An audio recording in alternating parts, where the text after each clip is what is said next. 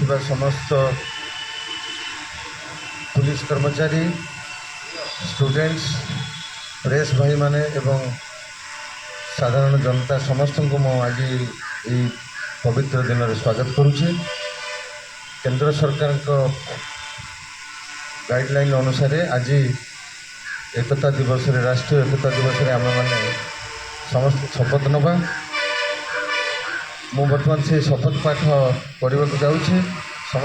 समस्ते निजर डाहण मु राष्ट्र एकता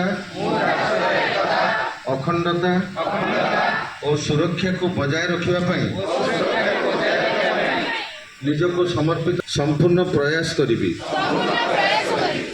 मु यही शपथ सम्मान जनाई नेउछि एवं तांकर कार्य द्वारा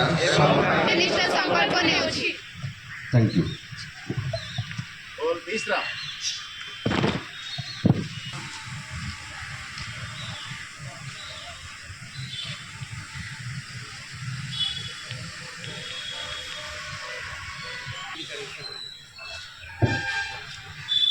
आज राष्ट्रीय एकता दिवस उपलक्षे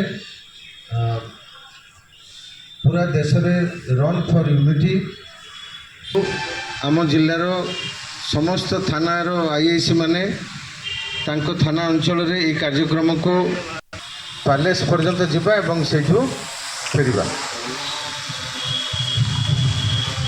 थैंक यू।